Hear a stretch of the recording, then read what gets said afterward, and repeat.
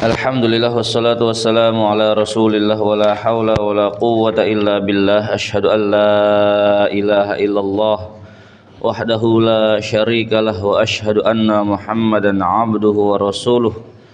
Allahumma salli wa sallim wa barik ala Muhammad wa ala alihi wa ashabihi wa mawalah. Rabbi syrah li sadri wa yassir li amri wahlul 'uqdatam min lisani yafqahu qawli. Allahumma la sahla illa ma ja'altahu sahla wa anta taj'alul hazna idza syi'ta sahla. Allahumma inna nas'alukal huda wat tuqa wal afafa wal ghina. Allahumma ati nufusana taqwaha wa zakkiha anta khairu man zakkaha anta waliyuha wa maulaha. Asbahna ala fitratil Islam wa ala kalimatil ikhlas wa ala dini nabiyyina Muhammad sallallahu alaihi wasallam wa ala millati abina Ibrahim hanifan muslimah wa ma kana minal musyrikin.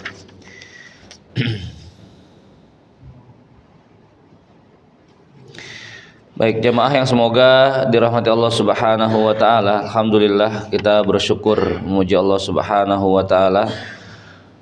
Allah masih memberikan kepada kita nikmat iman yang dengannya dimudahkan kita untuk melakukan beragam aktivitas amal-amal solih. Bersyukur karena Allah mengizinkan kita untuk memulai hari kita dengan amal-amal solih. Dan berharap semoga Allah Subhanahu wa taala senantiasa memberikan keistiqomahan kepada kita hingga kemudian kita berjumpa kepada Allah Subhanahu wa taala. Baik jemaah salat subuh yang semoga dirahmati Allah Subhanahu wa taala. Pagi ini kita berbicara tentang fikih sirah Rasulullah sallallahu alaihi wasallam, sebuah perjalanan yang Allah Subhanahu wa taala hadirkan sebagai satu panduan bagi kita untuk kemudian meniti kehidupan ya.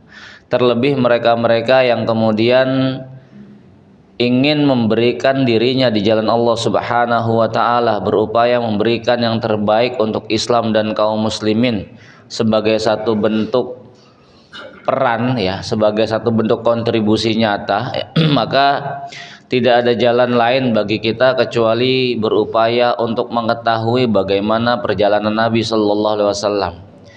Karena Islam memiliki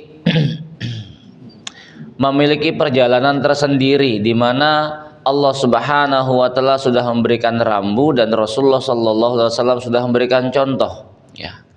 Kalau kemudian mengutip dari apa yang disampaikan oleh Imam Malik rahimahullahu taala, lan tasluha hadhil ummah illa bima saluha awwaluha, tidak akan pernah menjadi baik umat ini kecuali dengan mengikuti apa yang menjadikan umat terdahulu itu baik. Maka tidak ada jalan kedua bagi orang-orang mukmin, bagi seorang muslim, bagi kaum muslimin umumnya, ketika kemudian ingin mengembalikan kejayaan Islam, ingin mengembalikan izzahnya Islam, kecuali dengan cara mengikuti apa yang dahulu pernah Allah berikan untuk kejayaan Islam ya. Maka sebuah fata morgana bagi entah itu individu ataupun kelompok-kelompok kaum muslimin ketika mereka berupaya untuk mengembalikan kejayaan Islam tapi jalan yang ditempuh nggak sesuai dengan apa yang Rasulullah sallallahu alaihi wasallam contohkan ya. Kalau kemudian Al-Quran sudah berbicara, Rasulullah sallallahu alaihi wasallam sudah mencontohkan, maka sejatinya bagi seorang mukmin nggak perlu kemudian coba-coba dengan jalan yang lain yang belum pernah ada catatan sejarahnya jalan itu berhasil mengembalikan kejayaan Islam. Jamaah yang semoga dari Allah Subhanahu wa taala, maka sangat penting bagi setiap individu muslim untuk kemudian mengetahui perjalanan kehidupan Nabi sallallahu alaihi wasallam sebagai satu bentuk rasa cinta kita kepada Nabi dan juga sebagai satu bentuk upaya kita untuk mencontoh perjalanan Rasulullah sallallahu alaihi wasallam. 23 tahun Allah Subhanahu wa taala mengutus dengan kemudian dijadikan sebagai dua fase Mekah dan Madinah, di mana masing-masing karakter perjalanan dakwahnya berbeda ya. Ayat-ayat yang turun pun sangat berbeda karakternya. Dan hari ini kita sudah berbicara terakhir sampai pada perang Uhud ya. Namun Kalau di buku sirah ya, buku sirah yang memang isinya hanya perjalanan kehidupan Nabi Sallallahu Alaihi Wasallam, ini banyak yang kemudian kita terlewatkan ya, karena kemarin kan kita bahasnya pakai buku fikih sirah. Kalau buku fikih sirah tuh ngelihat poin-poin terpenting dari perjalanan sirah ya, tidak berbicara sirah secara urut ya. Akan tapi saya ngelihat pasca perang Badar dan sebelum terjadinya perang Uhud, ternyata di sana banyak peristiwa-peristiwa yang sangat perlu untuk kemudian kita ketahui ya. Maka pagi ini kita sedikit mundur ya dari perang Uhud, sekalipun perang Uhud sudah kita bahas ya dan belum selesai, tapi ya cuman pagi ini kita pengen mundur sedikit lagi ya, dari mulai perang Badar, kemudian hal-hal yang akan mengiringi peristiwa perang Uhud ya, latar belakang daripada perang Uhud ya. Namun banyak peristiwa, banyak kejadian yang pasca perang Badar itu juga banyak yang kemudian bisa kita ambil ibrah dan pelajarannya. Baik jamaah yang semoga dirahmati Allah Subhanahu wa taala, beberapa peperangan kecil yang terjadi pasca perang Badar dan sebelum terjadinya perang Uhud, dan juga beberapa hal yang kemudian terjadi ya, diantaranya pengkhianatan yang dilakukan oleh orang-orang Yahudi, terkhusus Bani Qainuqa. Kemudian ada pula peristiwa persekongkolan untuk membunuh Nabi Sallallahu Alaihi Wasallam yang berujung pada justru masuk Islamnya orang yang bersekongkol ya. Ini menarik untuk kemudian kita bahas sedikit ya. Jamaah yang semoga dirahmati Subhanahu wa taala,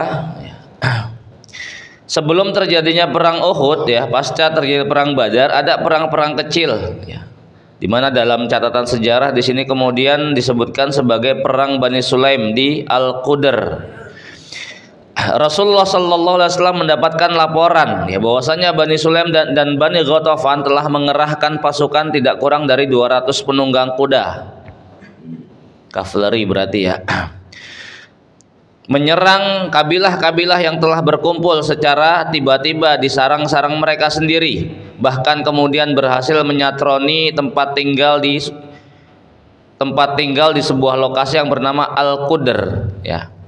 Maka Bani Sulaim pun kemudian melarikan diri meninggalkan sebanyak 500 ekor unta ya. Ini setelah kemudian Rasulullah SAW mengepung mereka, sehingga kemudian unta-unta mereka tinggalkan, dan ini menjadi ghanimah yang kemudian Rasulullah SAW bagi kepada para sahabat ya. Pasca perang Badar tentunya kita dapatkan bahwasanya orang-orang Quraisy ini kekalahan yang mereka derita cukup telak ya, ditambah kalah gengsi tentunya ya. Kalah gengsi itu terkadang lebih menyakitkan masalahnya, lantaran orang-orang Quraisy ngerasa jumlahnya cukup besar, kemudian kekuatannya juga cukup besar, ternyata harus tumbang, sehingga tidak sedikit di antara mereka yang kemudian anak ataupun orang tua tertawan. Lalu kemudian ini satu peristiwa yang cukup menarik ya, karena peristiwa ini hanya dialami oleh dua orang yang kemudian dia bersekongkol, namun tanpa pengetahuan mereka, malaikat Jibril alaihissalam telah memberitahukan Rasulullah sallallahu alaihi wasallam tentang peristiwa tersebut, yaitu persekongkolan yang terjadi antara Sofwan bin Umayyah, putra daripada Umayyah bin Khalaf, majikannya Bilal bin Rabah ya. Sofwan bin Umayyah kemudian dendamnya sangat membara. Kenapa? Orang tuanya harus tewas di tangan seorang budak. Ada juga yang kemudian bernama Umar bin Wahab, di mana salah seorang putranya itu menjadi tawanan perang Badar ya. Lalu kemudian Umar bin Wahab ini bergumam, demi Allah kalau bukan lantaran aku punya banyak tanggungan, maka aku akan ke Madinah, kemudian akan aku bereskan orang itu.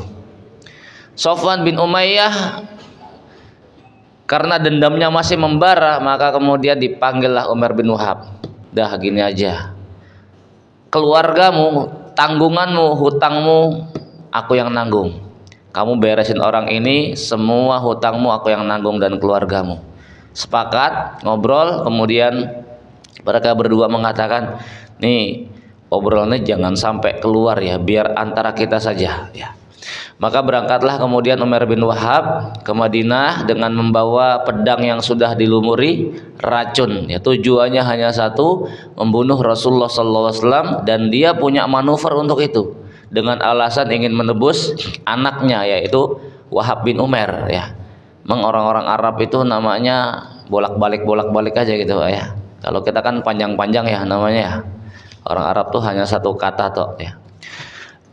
Lalu kemudian singkat cerita berangkatlah dia menuju Madinah. Sampai Madinah kemudian dihadang oleh Umar bin Khattab radhiyallahu anhu. Umar bin Khattab ngerti betul nih ya, karakter muka-muka licik gitu loh ya. Tahu betul Umar bin Khattab karena beliau bukan seorang penipu, maka beliau ngerti betul karakter para penipu ya.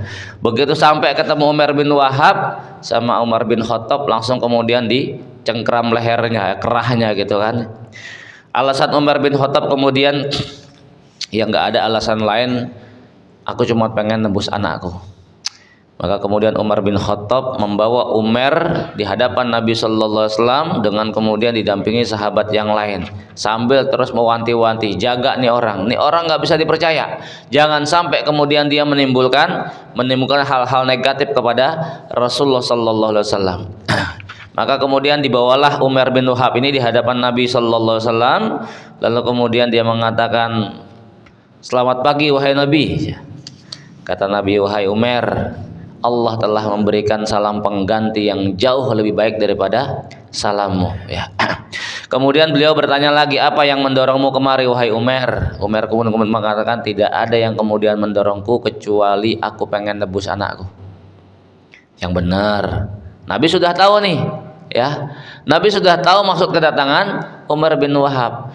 Jujur wahai Umar, apa yang kemudian menjadikan kamu datang menghampirku? Enggak ada tujuan lain kecuali aku pengen nebus anakku ya. Jujur wahai Umar, bukankah kamu telah berbicara kepada Sofwan bin Umayyah di Hijr Ismail begini segala macam, lalu kemudian kamu menyanggupi? Makdek itu kaget. Nggak pakai lama setelah kemudian mendengar Rasulullah SAW menceritakan persis detail apa yang kemudian terjadi antara dirinya dengan Sofwan bin Umayyah, termasuk ucapan-ucapan yang kemudian dikeluarkan oleh Sofwan ya, kemudian jawaban yang diberikan oleh Umar dengan ucapan Sofwan tersebut. Nggak pakai lama Allah Subhanahu wa Ta'ala memberikan hidayah, dan saat itu juga kemudian langsung masuk Islam. Nah, sementara Sofwan di Mekah itu kemudian sesumbar, wahai orang-orang Mekah, tenang, dendam kalian akan terbalaskan dalam beberapa hari gitu kan. Nunggu kabar dari Umar bin Wahab, lama nggak datang. Begitu dapat kabar ternyata Umar sudah masuk Islam. Wah, marahnya luar biasa itu kan. Pokoknya nggak bakal ngobrol lagi sama dia. Baik jamaah yang semoga dari Allah Subhanahu wa Ta'ala ya. Ini salah satu dari penjelasan bahwasanya Allah Subhanahu wa Ta'ala sudah memberikan penjagaan kepada Rasulullah sallallahu alaihi wasallam.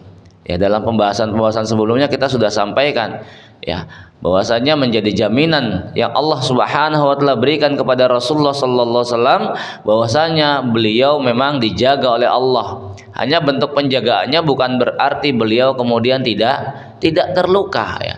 Bentuk penjagaannya adalah bahwasanya Rasulullah SAW tidak akan pernah mungkin bisa dibunuh oleh musuh-musuhnya. Ya, menjadi sesuatu yang logis karena beliau seorang rasul yang kemudian punya tugas menyampaikan risalah hingga sempurna. Maka menjadi lain ceritanya kalau belum sempurna sudah meninggal dunia ya. Taib jamaah semoga Allah Subhanahu wa Ta'ala, itu kaitannya dengan peristiwa persengkokolan antara Umar bin Wahab dengan Sofwan bin Umayyah dalam rangka untuk membunuh Rasulullah sallallahu alaihi wasallam.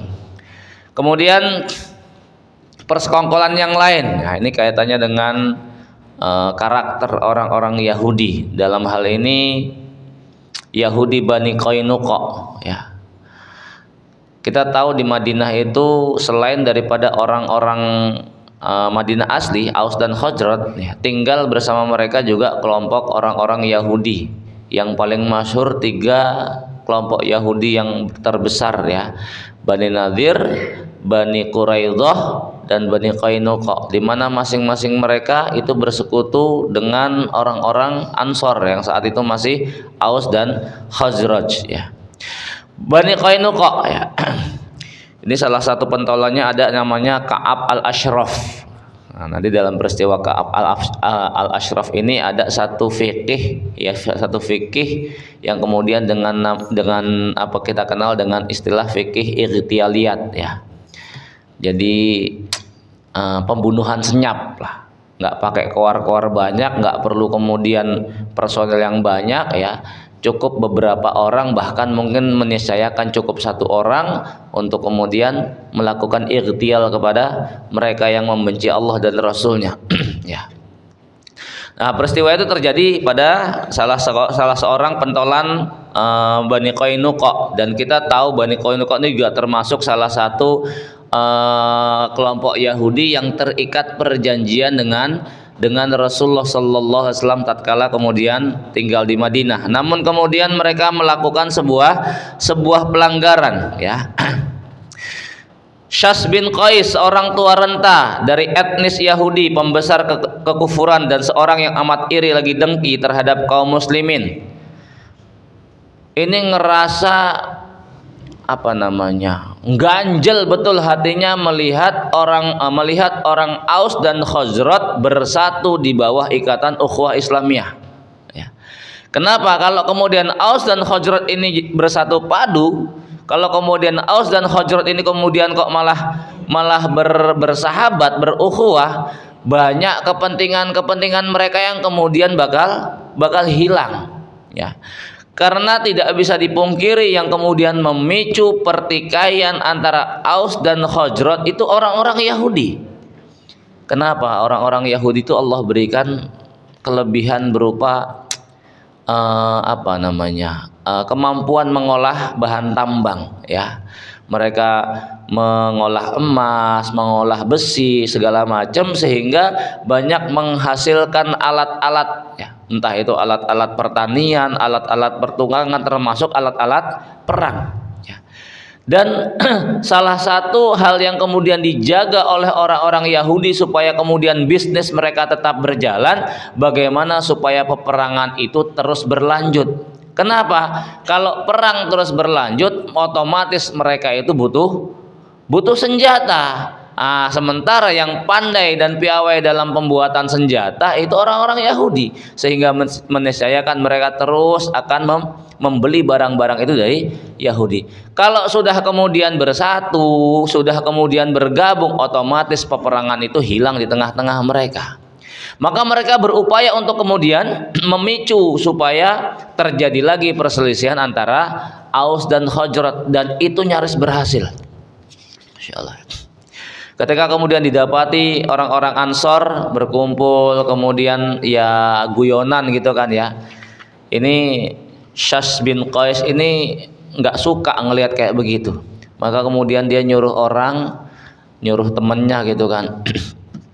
Kamu timbulkan lagi kenangan masa lalu, perang Bu'ats ya, di mana Aus dan Khazraj tokoh-tokohnya ini banyak yang meninggal dunia. Pokoknya ungkit lagi kenangan-kenangan masa lalu supaya kemudian mereka kembali ke masa jahiliyah, dan itu nyaris berhasil.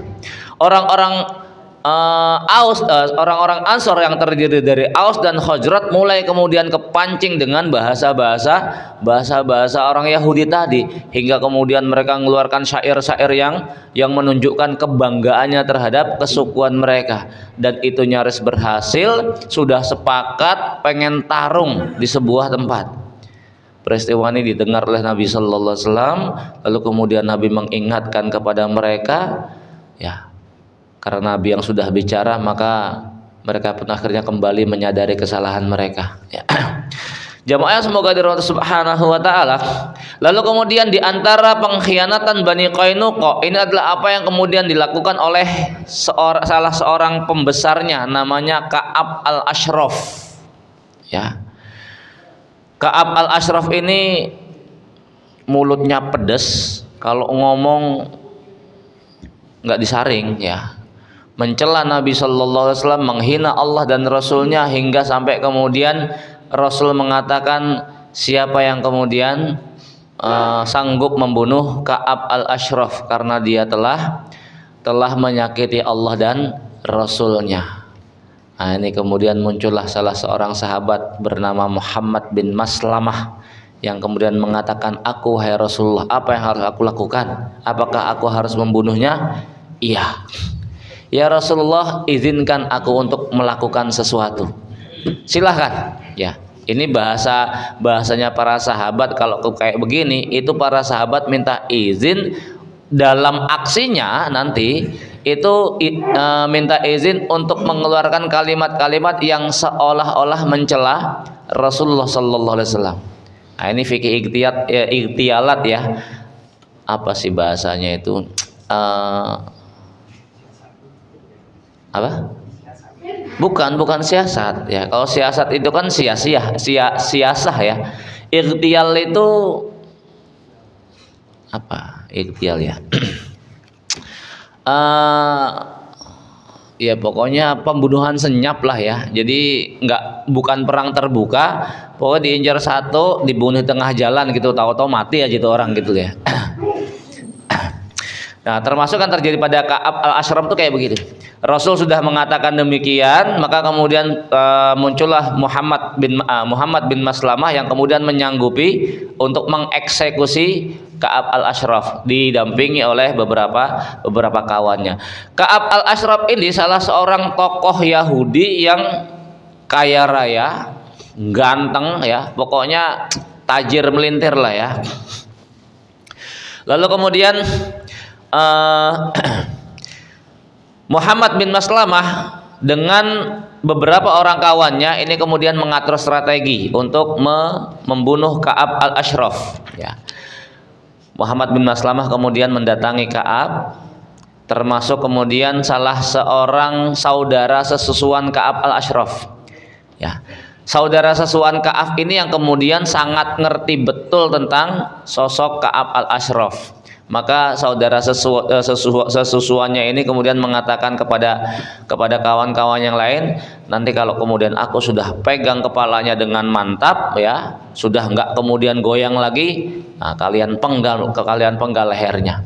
Maka datanglah Muhammad bin Maslamah ke tempat kediamannya Ka'ab al-Ashraf, kemudian ngobrol ngalor ngidul terkait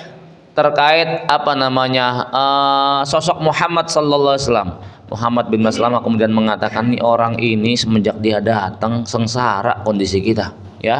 Kita sebagai penduduk asli mulai terpinggirkan dengan adanya Muhammad dan teman-temannya. Ini tadi Muhammad bin Maslamah sudah izin sama Nabi untuk mengucapkan satu kalimat yang bisa menyenangkan Ka'ab al-Ashraf ya, namun sedikit menghina Nabi sallallahu alaihi wasallam, dan itu Nabi mengizinkan ya. Maka kemudian ya Ka'ab merasa, wah dapat teman saya nih kan ya. Ada juga orang kemudian benci dengan Muhammad ya. Kalau kemudian kamu mau ya kita bisa kolaborasi nih dalam rangka menyingkirkan orang ini. Oke, kita sepakat. Maka sepakatlah mereka untuk bertemu di satu tempat ya. Muhammad bin Maslamah kemudian didampingi kawan-kawannya, termasuk salah seorang adalah saudara sesusuan Ka'ab yang ngerti betul tentang sosok Ka'ab. Maka kemudian dia ditugaskan untuk membawa Ka'ab keluar dari rumahnya. Ka'ab saat itu sedang bersama istri mudanya ya. Istri mudanya kemudian mengatakan, kok aku seolah-olah nyium bau darah atau enggak, itu temanku lah ya. Udah feeling nih istrinya nih ya, udah feeling, khawatir ketar-ketir juga, tapi Ka'ab al-Ashraf ngerasa dia kan seorang pembesar Yahudi ya. Gengsi lah kalau kemudian diatur sama seorang wanita. Ka'ab keluar rumahnya kemudian digandeng sama Muhammad bin Maslamah dan saudara sesusuannya ya. Dengan pakaian yang sangat indah, aromanya harum ya. Saudara sesusuannya ini kemudian meminta izin sama Ka'ab. Aku baru sekarang nyium aroma wangi nih. Aku boleh nyium kepalamu enggak? Ya. Ka'ab al-Ashraf ngerasa tersanjung kemudian mengizinkan, ya boleh, silakan dicium sama saudara sesusuannya. Nah, sampai 3 kali itu Ketika kemudian posisinya sudah siap, sudah oke, dicengkram itu lehernya, lalu kemudian Muhammad bin Maslamah teriak dengan kawan-kawan yang lain, ya, penggal musuh Allah ini. Nggak pakai lama itu langsung kemudian ditikam oleh Muhammad bin Maslamah dan kawan-kawannya, putus lehernya, ya. Udah tuh kan, dibawa ke Madinah, disampaikan kepada Nabi Sallallahu Alaihi Wasallam. Nabi pun kemudian bertakbir. Ini yang namanya ightial itu macam kayak begitu, ya. Senyap pembunuhannya, nggak terlalu banyak resiko, paling resikonya individu saja, ya, dan tidak menimbulkan efek kepada kaum muslimin yang lain. Baik jamaah, semoga Allah Subhanahu Wa Taala. Kemudian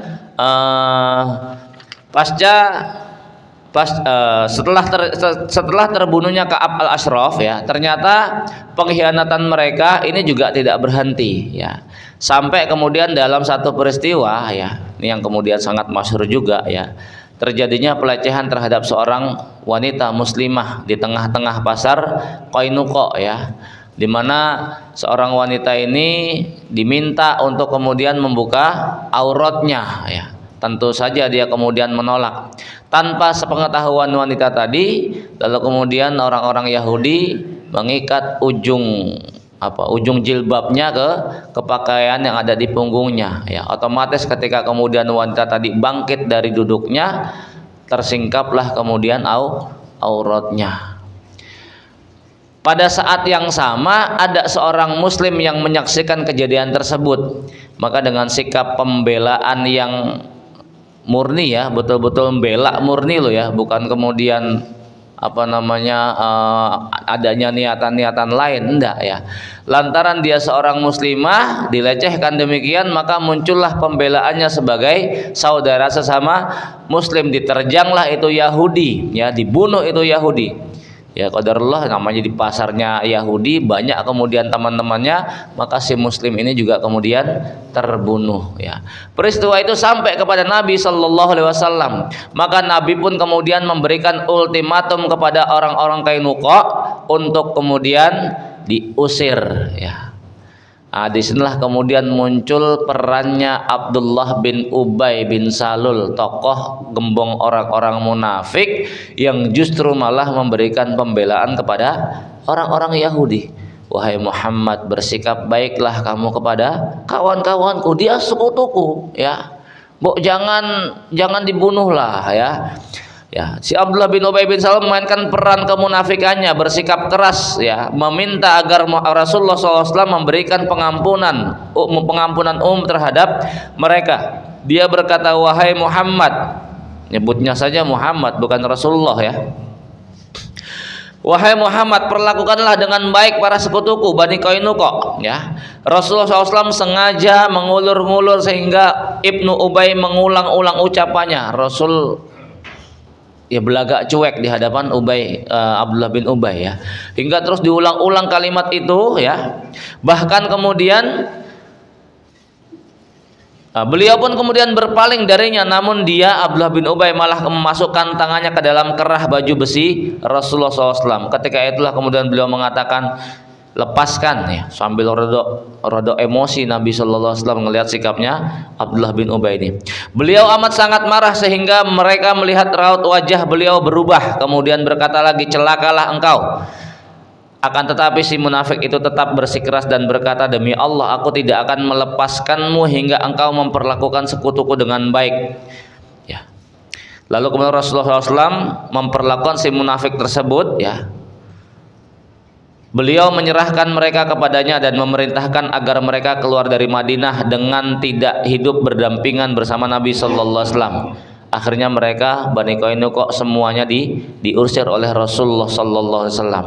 Sementara Rasulullah SAW mengambil harta benda mereka dan yang terdiri dari tiga lembar pakaian, 2 buah perisai, 3 buah pedang, 3 buah tombak, serta mengambil 1/5 dari ghanimah harta rampasan perang, ya. Jamaah, semoga Allah Subhanahu wa Ta'ala, ini efek yang kemudian Rasulullah SAW berikan kepada Bani Qainuqa lantaran pelanggaran, pengkhianatan yang telah mereka lakukan terhadap kaum muslimin ya. Di samping salah satu pentolannya juga berhasil dibunuh yaitu Ka'ab al-Ashraf, mereka juga kemudian terusir lantaran tindakan yang kemudian mereka lakukan. Inilah kondisi ketika Islam itu memiliki power ya. Sehingga musuh itu mau nyerang itu mikir-mikir ya.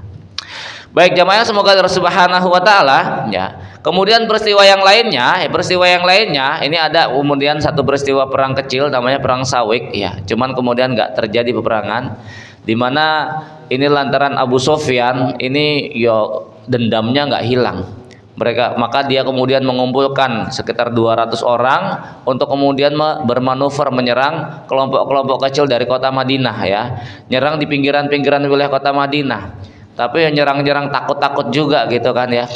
Cuman kemudian serangannya berhasil sampai kemudian dikatakan perang Sawik itu lantaran untuk ketika kemudian Abu Sufyan pengen lari ya, supaya kemudian berhasil lari, maka dia harus kemudian membuang sawik yang dia bawa. Sawik itu semacam kayak gandum ya, supaya kemudian perjalanan pelariannya itu tidak memberatkan. Kenapa? Karena datangnya pasukan Abu Sufyan kecil ini itu diketahui oleh Nabi sallallahu alaihi wasallam. Nabi kemudian melancarkan serangan balik qadarullah lantaran sudah kabur, enggak berjumpa di dalam peperangan ya. Namun Rasul menemukan banyak gandum yang kemudian dibuang berceceran ya, lantaran supaya kemudian bisa kabur oleh Abu Sufyan dibuang itu gandum-gandum. Baik jamaah yang semoga dirahmati Allah Subhanahu wa taala ya. Kemudian peperangan-peperangan yang lain sebelum kemudian terjadinya perang Uhud,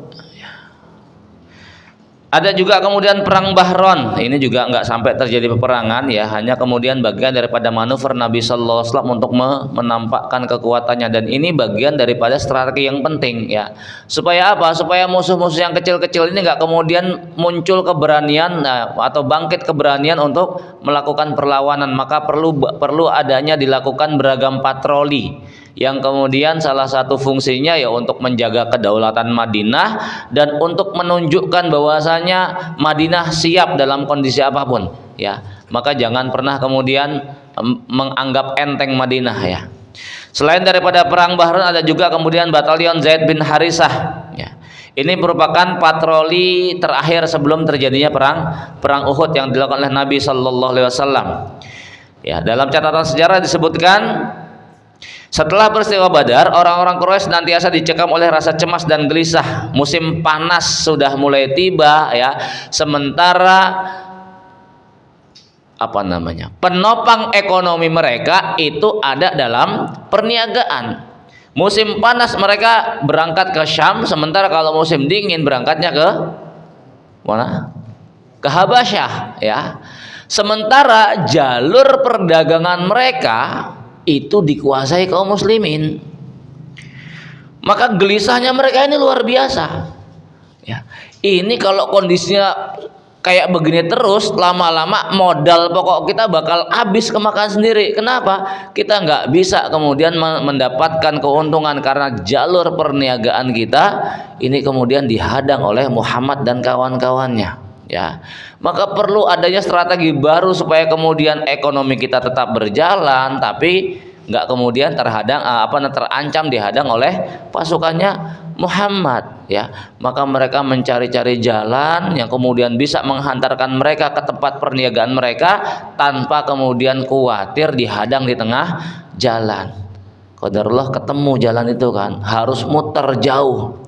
Tapi ternyata peristiwa itu juga diketahui oleh Rasulullah sallallahu alaihi wasallam. Kenapa kok bisa diketahui? Peristiwanya ini ada salah seorang sahabat Nabi sallallahu alaihi wasallam ya. Namanya Salid bin Nu'man. Salid bin Nu'man saat itu dia sudah masuk Islam ya.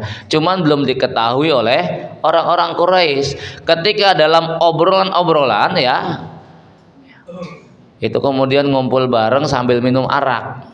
Ada namanya kemudian ada namanya kemudian di sini Nu'aim bin Mas'ud yang saat itu belum masuk Islam ya. kondisi Homer itu belum diharamkan oleh Allah Subhanahu wa taala. Maka Khalid bin Nu'man ini kemudian ikut gabung oleh tongkrongannya orang-orang Quraisy, karena dalam kondisi mabok otomatis akalnya kan nggak sempurna. Nu'aim bin Mas'ud ngoceh cerita itu, kondisinya lagi kondisi mabok ya. Nu'aim bin Mas'ud neracau, kondisi mabok, nggak sadar, dia cerita apa yang kemudian disepakati oleh orang-orang Quraisy dalam rangka untuk melanjutkan perdagangan mereka. Jalurnya disebutkan, kemudian barang bawaannya juga disebutkan, berapa personil yang jaga juga disebutkan. Akhirnya cerita semua di hadapan Khalid bin Nu'man. Begitu di hadapan Nabi, Khalid bin Nu'man kemudian menceritakan apa yang beliau dengar. Maka segera kemudian Nabi Shallallahu Alaihi Wasallam membentuk satu pasukan di bawah pimpinan Zaid bin Harisah. Ya, Zaid bin Harisah ini adalah bekas budaknya Nabi Shallallahu Alaihi Wasallam ya, yang bahkan kemudian diangkat anak menjadi Zaid bin Muhammad. Namun kemudian Allah batalkan ya dalam peristiwa Ibtalut Tabanni ya, mengangkat anak itu tetap boleh, akan tetapi nasabnya nggak boleh diganti, nasabnya harus tetap kepada ayah kandung ya. Rasulullah SAW menyiapkan sebuah ekspedisi berkekuatan 100 penunggang kuda di bawah komandan Zaid bin Harisah Al-Kalb. Zaid bergerak cepat hingga akhirnya dapat menyergap kafilah dagang tersebut secara tiba-tiba di saat mereka lalai dan baru menuruni sumber mata air ya. Kaum muslimin berhasil menawan pemandu jalan kafilah tersebut ya, Furat bin Hayyan namanya ya. Lalu kemudian peristiwa itu merupakan tragedi besar yang terjadi pasca perang Badar, sehingga di hadapan orang-orang Quraisy ini hanya ada dua pilihan. Mereka harus tunduk menyerah atau kemudian membuat persiapan besar-besaran untuk melakukan perang perang fisik secara total ya. Di hadapan mereka ada dua pilihan tadi ya. Lantaran melihat sepak terjangnya sudah mulai melemah gitu kan, dari segi ekonomi sudah mulai nggak bisa diharapkan karena Rasul senantiasa mencegah kafilah dagang yang terjadi di tengah-tengah yang kemudian mereka adakan ya. Akan tapi dari dua pilihan ini ternyata mereka lebih memilih untuk melakukan perang fisik secara terbuka ya. Disitulah kemudian baru nanti terjadi perang Uhud, di mana Abu Sufyan ya ini kemudian berhasil mengumpulkan pendanaan untuk perang Uhud itu tidak kurang dari 50.000 dinar emas ya, Masya Allah. Bahkan kemudian terkumpul 3.000 personel dalam perang Uhud ya. Baik jamaah yang semoga dirahmati Subhanahu wa taala, itu beberapa peristiwa ya, karena kan rentang waktunya 1 tahun antara perang Badar dengan perang Uhud ya. 1 tahun pas lah kurang lebih. Kalau perang Badar itu terjadi di tahun kedua Hijriyah bulan Ramadan ya. Sementara perang Uhud ini terjadi tahun ketiga Hijriyah bulan Syawal. Nah, rentang waktu 1 tahun itulah kemudian juga banyak terjadi peristiwa perang-perang kecil yang nggak banyak catatan sejarah kemudian menyebutkan ya, karena memang tidak terlalu banyak ibroh yang kemudian bisa diambil, di mana poinnya Rasulullah SAW berupaya untuk kemudian tetap menjaga kedaulatan Madinah ya. Di setiap wilayah, di setiap tempat beliau selalu kemudian mengadakan patroli ya.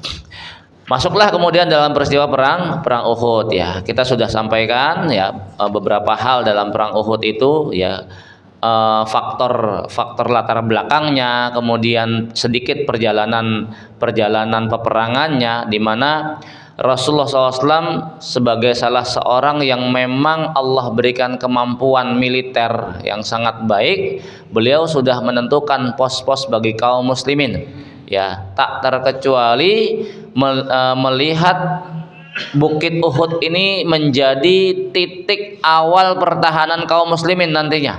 Maka disanalah kemudian beliau menugaskan 50 orang ya, ahli panah dengan tugas utama menghadang pasukan Quraisy yang kalau kemudian bermanuver nyerang dari belakang ya. Memberikan wanti-wanti yang yang keras ya. Jangan kalian turun bagaimanapun kalian melihat kondisi kami. kami menang kalian nggak boleh bantuin, kami kalah kami menang kalian nggak boleh turun, kami kalah kalian nggak boleh bantuin. Bahkan bahasanya itu sekalipun kalian melihat kami disambar oleh burung-burung maka jangan turun ya. Ini pesan Nabi ya kepada 50 para ahli panah yang kemudian ditugaskan di atas Bukit Uhud. Akan tetapi qadarullah perjalanannya sedikit berbeda ya. Sebuah peristiwa yang kemudian berhasil memicu sedikit hawa nafsu para sahabat ya. Kita bisa bayangkan ujian harta itu sesuatu yang luar biasa ya. Bahkan dalam kondisi peperangan saja ujian harta itu juga masih meniscayakan. Padahal yang namanya kondisi perang itu kan kondisi antara hidup dan mati toh.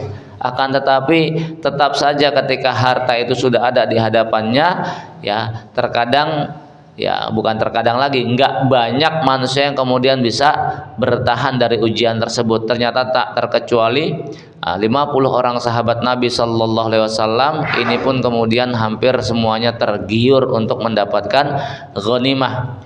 Dari 50 itu hanya tersisa sekitar 7 orang yang kemudian tetap bertahan, termasuk pimpinannya ya, pimpinan dari kelompok pemanah tersebut. Peristiwa ini kemudian menjadikan kondisi perang Uhud ini berbalik 180 derajat. Yang tadinya Allah berikan kondisinya di atas angin, lalu kemudian berubah lantaran saat itu ada sosok Khalid bin Walid yang belum masuk Islam ya, karena Khalid ini masuk Islamnya itu nanti setelah peristiwa-peristiwa besar yang lain ya, setelah peristiwa perang Ahzab bahkan itu Khalid baru masuk Islam sesaat sebelum kemudian Futuh Mekah ya, nggak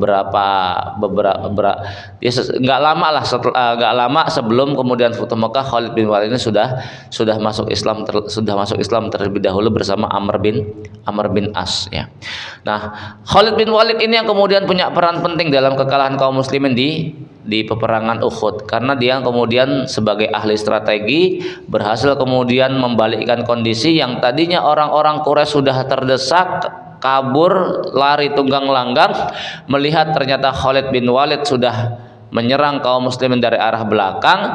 Kaum muslimin terjepit kondisinya, di hadapannya orang-orang Quraisy, di belakangnya ada pasukannya Khalid bin Walid ya. Hingga kemudian apa yang terjadi pun terjadi, Rasul terluka, kemudian patahan besi itu sampai kemudian masuk ke pipinya saking dalamnya ya, sehingga kemudian harus ditarik dengan gigi seorang sahabat ya, sehingga giginya itu harus tanggal.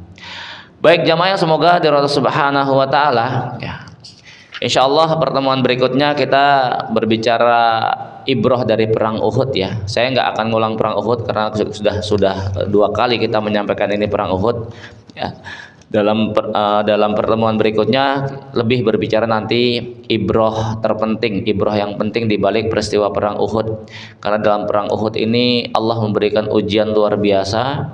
70 orang sahabat itu harus kemudian tewas ya, termasuk paman Nabi Sallallahu Alaihi Wasallam Hamzah bin Abdul Muttalib yang tewas di tangan seorang budak Habasyah Wahsy, di mana tujuan Wahsy itu hanya satu, dia ingin mendapatkan kebebasannya ya.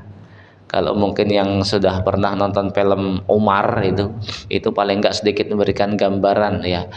Tidak ada yang melatar belakangi seorang Wahsy dalam membunuh Hamzah bin Abdul Muttalib kecuali lantaran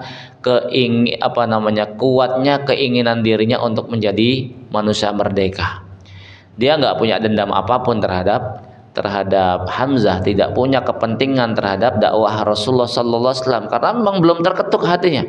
Satu-satunya kemudian yang menjadikan dia terlibat dalam perang Uhud lantaran juga ditugaskan oleh majikannya, ditambah lagi iming-iming kalau kamu berhasil membunuh Hamzah maka kamu menjadi manusia merdeka. Tambah lagi kemudian Hindun ya, ini memberikan iming-iming nggak cuman merdeka doang, nih loh gelang-gelang emasku tak berikan sama kamu. Ini satu-satunya alasan yang kemudian menjadikan Wahsy hadir dalam perang Uhud, dan kemudian Allah berikan keberhasilan membunuh paman Nabi Sallallahu Alaihi Wasallam Hamzah bin Abdul Muttalib. Namun nanti di penghujung ceritanya Wahsy ini juga kemudian masuk Islam, sekalipun sangat di ujung masuk Islamnya dalam peristiwa Fatu Makkah. Itu aja sudah mau lari dia, mau kabur ya.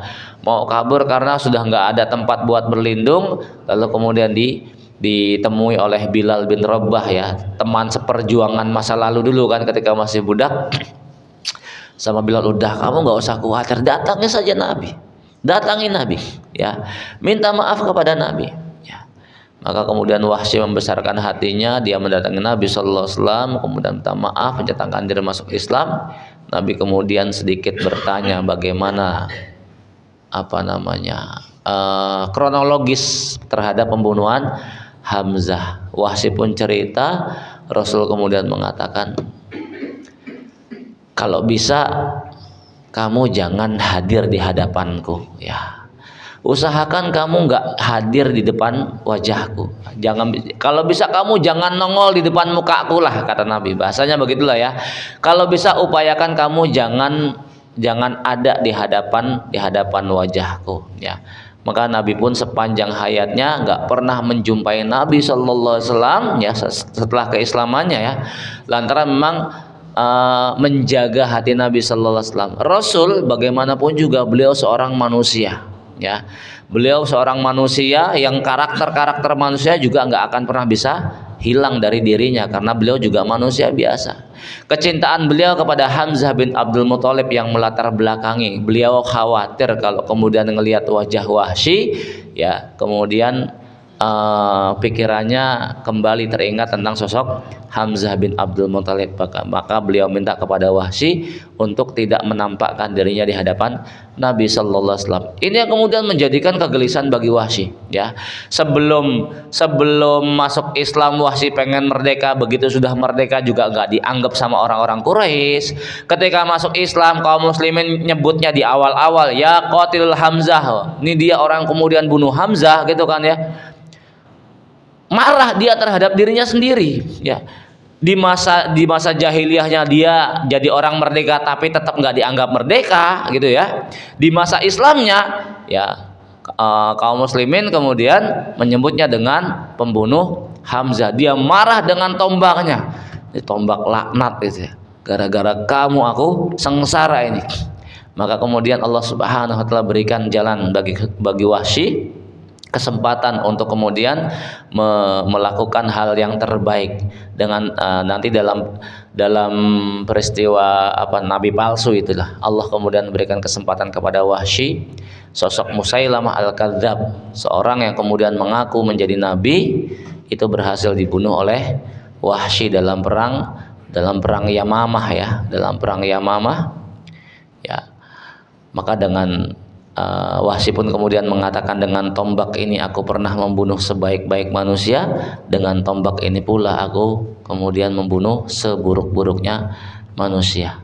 Ala kulli hal, seseorang dengan keikhlasan hati Allah akan berikan jalan ya, ketika dia betul-betul ingin terlepas dari beban yang berat ya, sebagaimana contoh Wahsy ini, lantaran beban membawa nama pembunuh Hamzah itu bukan sesuatu yang gampang ya, berat betul ya, dan Allah memberikan solusi terbaiknya berupa keberhasilan beliau dalam membunuh manusia terkeji, yaitu Musailamah al-Kadzdzab. Baik jamaah yang semoga dari Allah Subhanahu Wa Taala, demikian kajian fikih sirah kita hari ini, lebih sedikit berbicara tentang peristiwa sebelum Uhud ya. Mudah-mudahan Allah Subhanahu Wa Taala memberikan rasa cinta yang besar dalam hati kita, kecintaan kepada Nabi Sallallahu Alaihi Wasallam, dengan harapan ya, dari cinta itu menghadirkan atau menumbuhkan cinta Nabi kepada kita, dan harapannya juga Allah mencintai kita. Allahumma amin. Aqulu qouli hadza subhanakallahumma bihamdika asyhadu an la ilaha illa anta astaghfiruka wa atubu ilaik. Wa sallallahu ala nabiyyina Muhammadin. Assalamualaikum warahmatullahi wabarakatuh.